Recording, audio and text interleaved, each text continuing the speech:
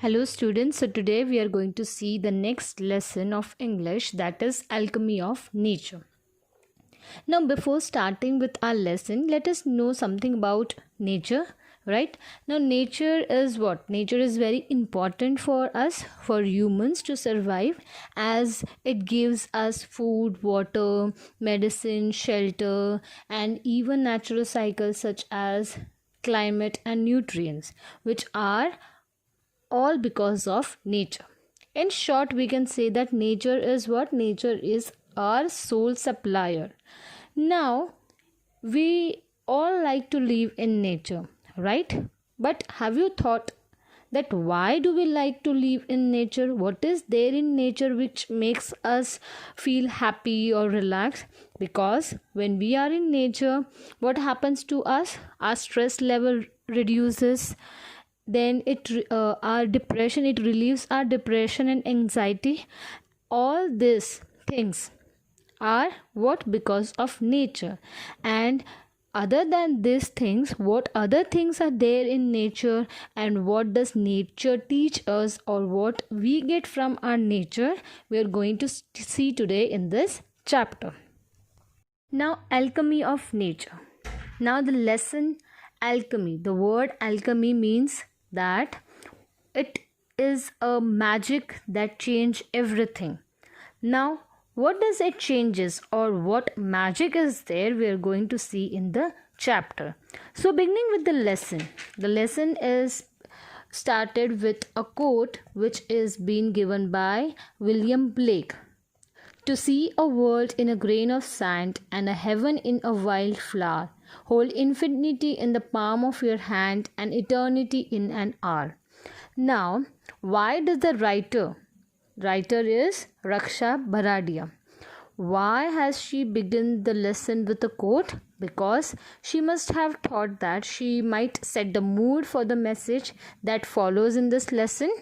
She wanted, or she wished to convey that we can find a whole lot of meaning in the smallest thing in nature, as nature is ready to teach only if we are willing to learn something from it, right? So nature is what? It inspires us.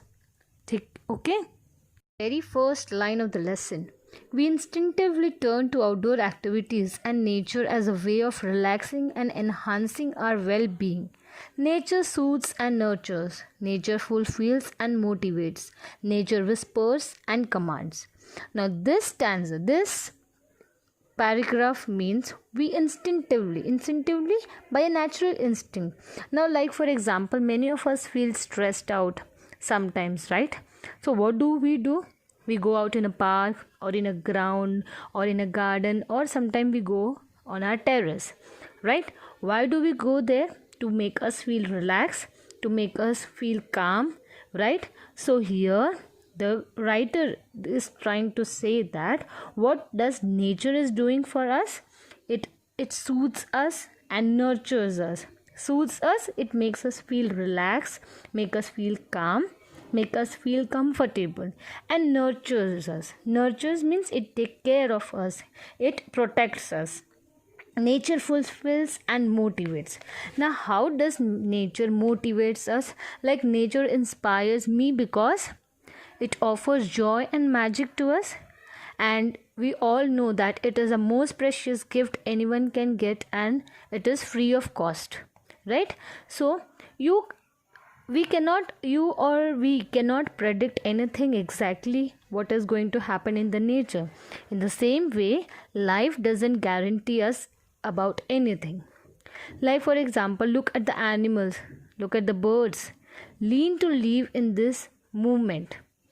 Don't be prisoner of your past. Means what all had happened in your past, live it and move forward. Okay, now nature whispers and commands. Now here nature whispers to us to heed its advice. It picks lesson from it and grow. And when we don't pay attention towards us and turn our deaf ears, it commands that to obey him. Like for example, coolness around us is due to trees in nature. It is a whisper the need for more greenery. Like when we don't protect there, it commands in the form of rising temperature and global warming, which ultimately harms and destroys us. So, why does nature whispers and commands? So that we can pay attention to it, so that it we can't harm or destroy our nature.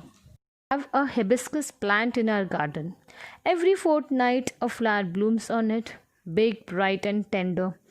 Through the day, it smiles with the sun and dances with the wind. But as evening approaches, it starts wilting. The morning after, it withers completely, and by evening, it falls and becomes one with the earth again. The flower comes to life only for a day, yet it does so in full splendor. What if we too live our life, however short, to its fullest? In this paragraph, they have given the example of an hibiscus plant. That what does it does? It blooms and withers away in just a day. Withers, it dries up completely in just a day. But it spreads the message of living life to the fullest, irrespective of the durations of one's life.